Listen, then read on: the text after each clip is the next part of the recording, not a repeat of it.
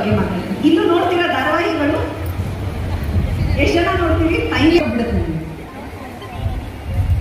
ಅಲ್ಲಿ ಹೆಂಗಂದ್ರೆ ಯಾವ ಹೆಣ್ಮಗಳು ಎಲ್ಲಾ ರೀತಿ ದೌರ್ಜನ್ಯ ತಗೊಂಡು ಸೈಲೆಂಟ್ ಆಗಿದ್ದು ಅದು ಸರಿಯಾದ್ರೆ ಅದು ಧಾರಾವಾಹಿಗಳು ಏನ್ ಮಾಡ್ಬಿಡ್ತವೆ, ಅದನ್ನೇ ಎನ್ಕರೇಜ್ ಮಾಡ್ತಾ ಹೋಗುತ್ತೆ.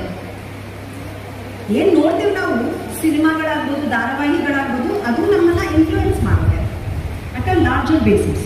ನಾನು ಅದಕ್ಕೆ ಹೇಳಿದ್ದೆ, ನೀವೆಲ್ಲ ಕೆಲಸ ಇರೋರು ಆಗಿದ್ರಿಂದ ನಿಮ್ಗೆ ಪಾಪ ಟೈಮ್ ಇರೋದಿಲ್ಲ ಮನೆಗೆ ಹೋಗಿ ಟಿವಿ ನೋಡೋಕ್ಕೂ. ಜೊತೆಗೆ ನಾನು ಏನು ಹೇಳಿದೆ, ಡಬಲ್ ಕೆಲಸ ಮಾಡ್ತೀನಿ, ಮನೆಗೆ ಹೋಗಿ ಅಡುಗೆ ಮಾಡಬೇಕು, ಬೆಳಗ್ಗೆ ಮಕ್ಕಳನ್ನ ರೆಡಿ ಮಾಡಿ ಸ್ಕೂಲಿಗೆ ಕಳಿಸಿ, ಕಾಲೇಜಿಗೆ ಕಳಿಸಿ, ಎಲ್ಲ ನೀವು ತಿಂತೀರ ಕರೆಕ್ಟಾಗಿ. ಫಸ್ಟ್ ಗಂಡಕ್ಕೆ ಮಕ್ಕಳಿಗೆ ಬಡಿಸೋದು ಎಷ್ಟು ಜನ ಕೈಯಲ್ಲಿ? ಪ್ರತಿಯೊಂದು ಫೀಲ್ಡಲ್ಲೂ ಮಹಿಳೆಯರಿಗೆ ಸೇರಿ. ಇಲ್ಲಿ ಆಕ್ಚುಲಿ ಏನು ಸರ್ಕಾರಿ ಕೆಲಸದಲ್ಲಿ ಆಕ್ಚುಲಿ ಮಹಿಳೆಯರು ಇದ್ದಾರೆ. ಏನು ಮೇಡಮ್, ನಿಮ್ಮ ಪ್ರಕಾರ ಎಷ್ಟು ಜನ ಇರ್ಬೇಕು ಮಹಿಳೆಯರು ಅಂದ್ರೆ? ಅವ್ರು ಅನ್ಕೊಂಡ್ರು 33% ಕೇಳ್ತಿದ್ದಾರೆ, ನಾನು 50% ಕೇಳ್ತೀನಿ ಅಥವಾ 33 ಸಾಕು ಅಂತೀನಿ.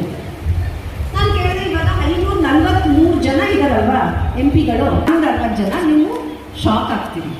ಪಾಲಿಸಿ ಇರೋದು ಬರೀ 33%. ಅದಕ್ಕೂ ಕೂಡ ಇಷ್ಟು ದಿನ ತಗೊಂಡು ನೀವೆಲ್ಲ ಈಗ ಹೆಣ್ಮಕ್ಳ ಜೊತೆ ಹೆಚ್ಚು ಏನು ಒಡನಾಟ ಇರುತ್ತೆ, ಆಫೀಸ್ಗಳಿಗೆ ಬರ್ತಾರೆ, ಹೌದಾ? ಗೊತ್ತಿರೋಂಗೆ ಗ್ರಾಮ ಪಂಚಾಯತಿ ಮೆಂಬರ್ಗಳು ಏನು ಅವ್ರ ಬದಲಾಗಿ ಅವರ ಮನೆಯವರೇ ಕೆಲಸ ಮಾಡ್ತಾರೆ, ಅಥವಾ ಅವ್ರ ಅಪ್ಪ ಕೆಲಸ ಮಾಡ್ತಾರೆ, ಅಥವಾ ಅವರ ಮಾವ ಕೆಲಸ ಮಾಡ್ತಾರೆ ಅಲ್ವಾ?